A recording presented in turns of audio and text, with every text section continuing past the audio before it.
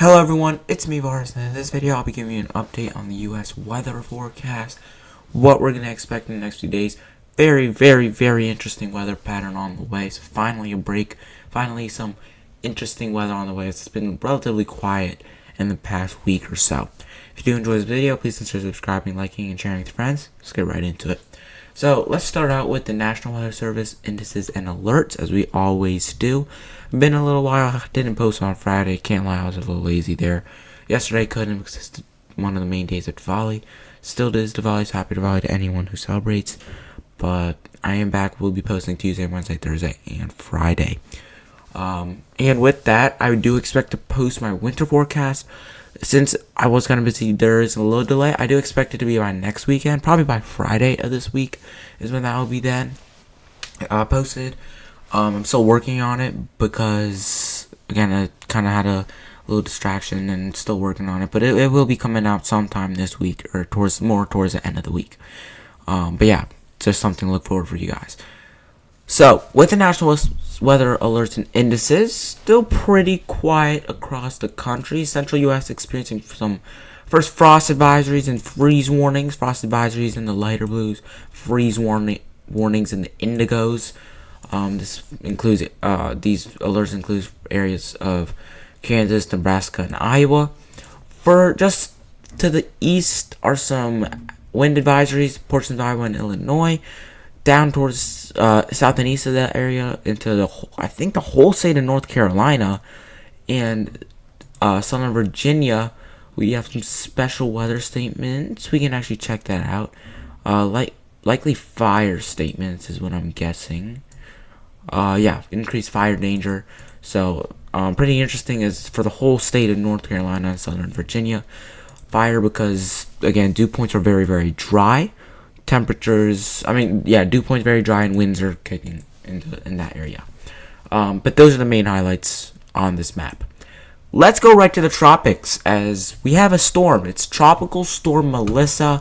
Current tropical storm, 50-mile-per-hour storm just south of the DR, Dominican Republic. You can see the outline up here on the northern upper portion of your screen. This is Dominican Republic. And then to the west, you got Jamaica right here, and then Puerto Rico. I don't know if you'll see it, some islands over here, Puerto Rico in that vicinity. So it's a really low rider. I mean, it's nowhere. It's not really that high in latitude. The low is still trying to form. I'd argue it's kind of right in there. Maybe I should draw in blue, be easier to see. I'd say it's right in there, just between 14 and 15 north, probably closer to 14 north. It's gonna be barely moving. It's gonna head a little more west. And then eventually kind of tick up north. And then after that, it gets a little foggy. And I'll show you guys that in a bit as well. The storm itself, honestly, a pretty healthy looking tropical storm. Definitely lopsided on the eastern side. Much more activity and convection. And around the center, we got some nice high tops that are firing off. Outflow is pretty healthy on north and south side. Again, just some dry air on the westerly side, but that can close up. I do think this storm Matilda could really get going. It's already looking really aggressive. Again, there's like 3 main hot towers, one in the center, one to the east of it, and one in the outflow that we're kind of watching. But it definitely looks pretty convectively active, and even to the south in the outflow. So this is what the cone looks like, and I mean you can already see how it kind of looks compact, which means there's probably lots of uncertainty. It stretches anywhere from the border of Haiti and Dominican Republic all the way past the western coast of Jamaica, and so anywhere the storm could go. Right now, again, I'm gonna head a little more west and take a jog west-northwest, directly north. It barely moves by Saturday, and then shows a pinch towards Jamaica. After that, there's some scenarios. Some bring it further into the Caribbean, or here, we'll just use black. Some bring it further into the Caribbean, okay, and then kind of gets trapped underneath because there's going to be lots of shear and a ridge over here that kind of suppresses it south for now, at least. Another one is it kind of comes cut through here and then heads out to sea, okay, after it still impacts land such as Jamaica, Haiti, maybe portions of the Dominican Republic, Cuba, the Bahamas, and it's out. And then maybe does something weird as it hooks back to the U.S. maybe, or it just kind of splits through and goes out here. I'd say this is the least likely right here. Melissa is gonna impact land, okay, for sure. Already is kind of impacting areas of extreme North and South America. Okay, I'd say these two we're watching, okay? Some, as there's been trends to the southwest solution, still favors, model guidance still favors this other solution. So we're gonna have to watch, because there's gonna be a really complicated pattern, because if it does go up and towards the Bahamas, there could be a deeper trough across the US that could pick it up. I'll show you guys that on the patterns right here. So this is the GFS. We'll just go with the GFS for now. And big deep trough currently centered along the eastern US. A cold front actually coming through the northeast right now as I speak. That will bring some transient cold, but it's out by the weekend. And so this is where it gets interesting, okay? You got this trough, okay? I'll show you GFS in your solutions. This trough, the one currently in the eastern US, picks up Matilda and takes that to sea, because Melissa, had a feeling I was gonna confuse names. It fuses and takes it out to sea, okay? This is the trough I'm talking about right here. This trough is on basically all guidance by the time it's Halloween.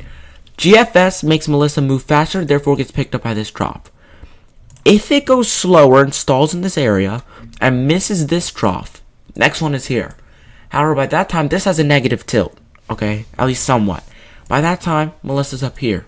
What that means is if this trough kind of stays in this position or slightly more eastward, the flow goes like that, okay? A ridge's flow also goes like this. So if this pushes a little more east, same with the ridge, Matilda could get scooped up. Either probably not that south, but probably further north in Maine, or could get absorbed into that energy. It's something to watch. I think I said Matilda again. I meant Melissa. Melissa. So there's that ridge. So you'll see this is the GFS. So let's go to Euro. Okay, Euro's just a little different solution. Okay, there's that trough. Misses the trough. Okay, there's a trough. A reinforcing one kind of comes behind it, but the main trough it misses. Okay, Melissa's still south of Jamaica. Where is it compared to GFS? GFS is north and east of the Dominican Republic. Big difference, okay? Melissa's also deeper and stronger. And it impacts Jamaica, on the Euro at least, as a pretty strong hurricane. Maybe a major. But then you see it kind of split through Dominican or Cuba and Haiti. And then Melissa kind of comes north. And this is where it gets worrying, because you got this trough, okay? Melissa still looks far enough out to really cause any impact, but you do see how this trough kind of fuses. Okay, you see this little connection right here. That's concerning. If Melissa was 150 to 100 miles further west, it could be big problems. Okay, because again, ridge flow goes that way, trough flow goes this way. You got ridging here, and you got this even stronger trough, so it's gonna feel the pull of the trough and could get sucked in through like a vacuum. Okay, thankfully it's able to stay out of its grip. Okay. It's the storm heads out just a little too late to really cause anything, and it heads out. But I don't know if it was the 6Z. I think it was the 00Z. I'll see if I can find that run. I think it's 12Z yesterday. 12Z yesterday showed something different, I think. No, it shows the same thing. There was some run. Okay, it still misses the trough. But there was a run on, I'm pretty sure it was the Euro. Showed Melissa closer and gets yanked at least into Maine, okay, which would be more reasonable. So it's something we'll have to watch, okay. I do think it's good agreement generally that it won't drift all the way into the Caribbean near the Yucatan. I do think it'll drift a little, and then it should escape. After that, does it get picked up by a trough and gets out? Does it kind of get some interaction and get tugged eastward or westward? We'll have to see. As of right now, out to sea after impact with the islands seems to be more possible. Something we'll have to keep an eye on in the next few days. Let's talk about the U.S. now, okay? I'll kind of show you guys that in a bit. So here's your cold front right now extending through the Appalachian chain. It's going to cross the eastern U.S.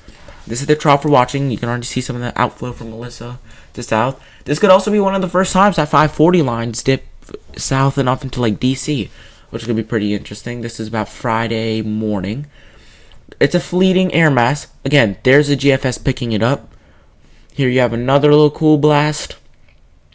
And GFS has been consistent on this big time cold blast. I mean, if this was winter right here, and we had this like slider storm, and this cold air was just a little deeper in here, this would be snow along the 95 corridor. It would be interesting. But it's just signs that we're watching. I mean, it gets cold. I mean, there you go, another storm, cold air behind it. Let me show you the Euro real quick on that Melissa solution. Okay, so let's keep this going. So there's Melissa. You can see it's kind of south. There it is. Okay, you see this is the trough that kind of digs through. You get the storm. Either way, even if Melissa comes, gets no closer to the coast, or even gets out, you got this trough right here with some banding along the eastern side. Deep cooler air. I mean, that 540 line gets into South Carolina.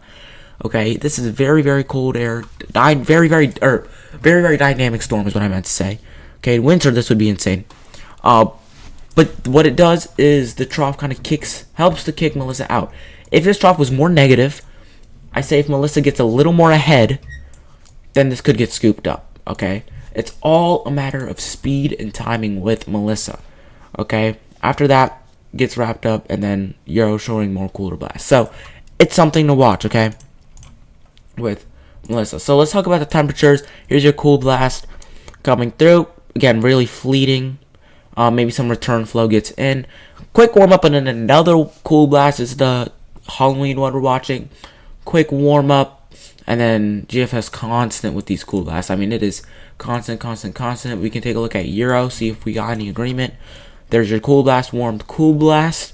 This one sticks around a little longer. It's reinforced, and then gets another cool blast. Then maybe a moderation. We can already see another system right behind it.